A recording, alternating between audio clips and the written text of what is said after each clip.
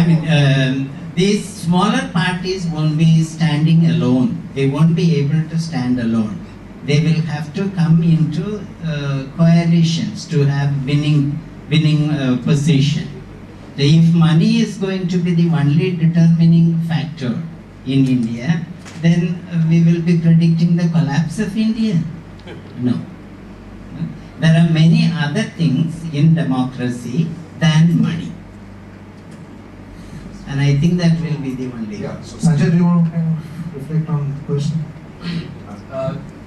I mean, look, there are a lot of issues as far as PR is concerned. It's not that this is really the solution to all problems. I think some of these things are going to be coming up, and we're going to have to have better answers. But I think what you're saying is already happening, you know, even within this system. I mean, I know that, for instance, political parties put up candidates to compete against them so that they could cut the votes of the opposing candidate.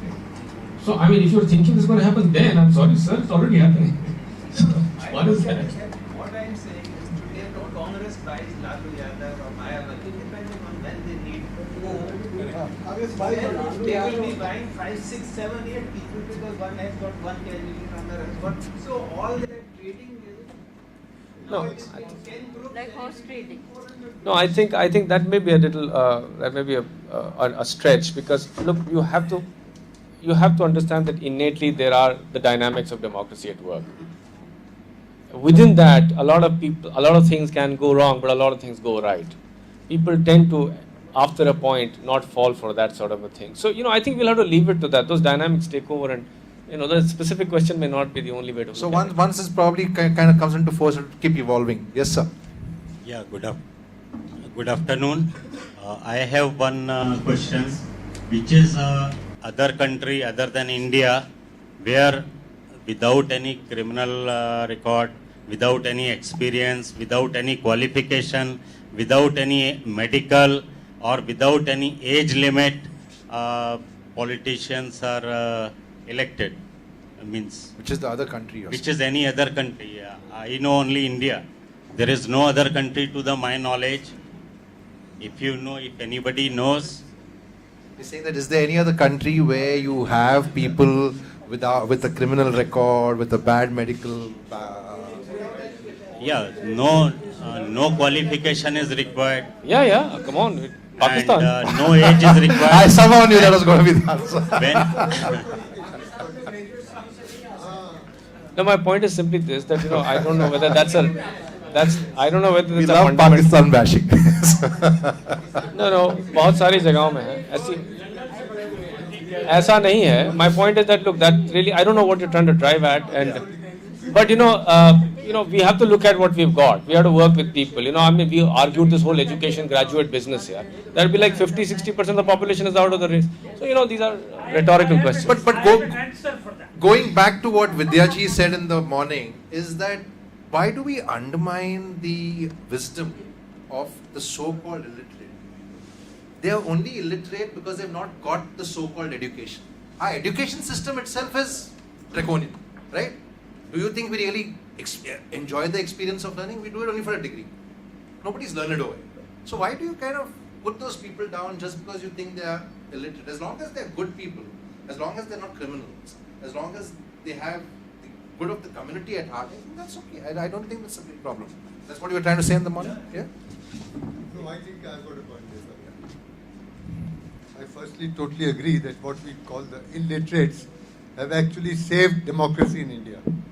If you take the voting percentage for the last elections, the middle class, their voting percentage sometimes 23%, less than 20% in Bombay, because of the long weekend it was even less than that. And that also after 26/11 when they came out with the Gucci's and the Pradas. Yeah. That's right. Yeah. Now, in the case of, you saw in various backward communities, so-called backward communities, old women of 80 lining up, their percentage goes up to 70-80%. So therefore, it is there who are more democracy savvy and literate than the proper literates. That's number one. But the point that he's trying to make is that today, democracy or governance is so complex. अगर आपको लिखना पढ़ना नहीं आता, आप मंत्री बन जाते हैं, you will be making an ass of everybody. That point we cannot lose sight of. There is no way that you can be the best. You can be Mahatma Gandhi, you can be anybody. If you are not, आप लिख पढ़ नहीं सकते, तो आप you cannot be part of governance. I'm very sorry. Right.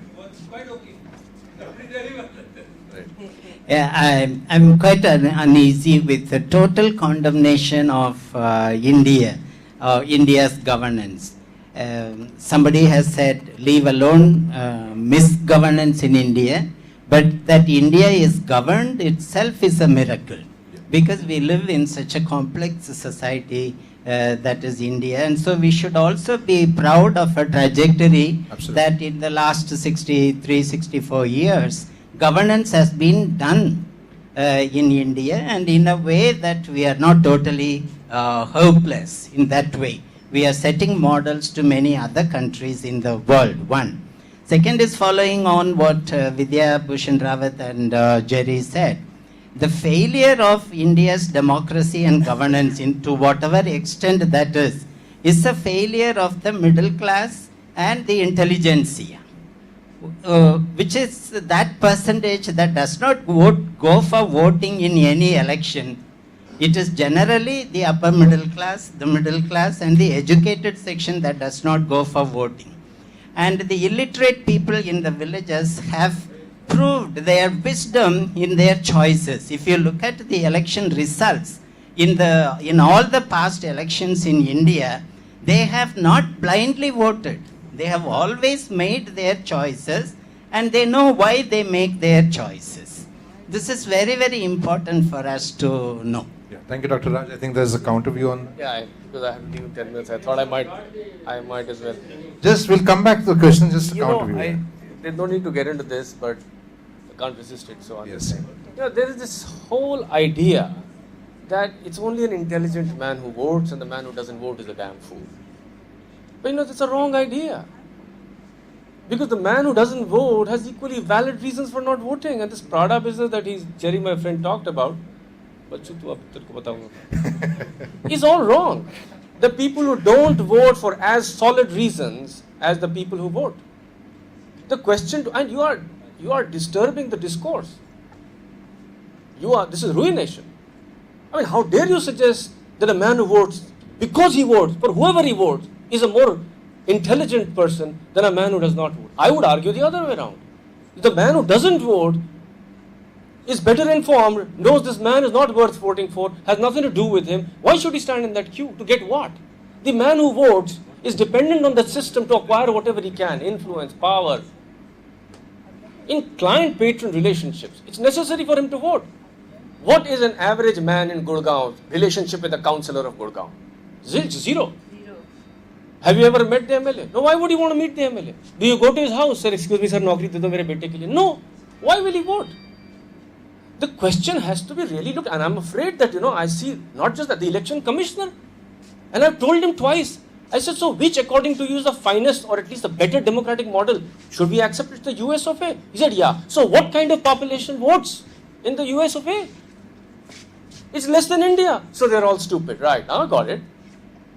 Listen, I just want to say that, let's be reasonable. Everything has a reason. People are not stupid. When people vote, they vote for sensible reasons. When they don't vote, they vote for sensible reasons. So I would say that, we have to stop this somewhere. I keep hearing this again, and I said, the election commissioner, he says to me, the other day, he said, नहीं, campaign कर रहे हैं हम लोग, हम चाहते हैं youth vote करें. क्यों चाहते हैं? मुझे नहीं पता. What is the vested interest of the election commissioner in making more youth vote? Why? I don't get it. Are you related to the particular candidate? No. Why are you interested? Because he would justify his existence. But that's illogical. The point of democracy is that a lot of people are choosing to not choose.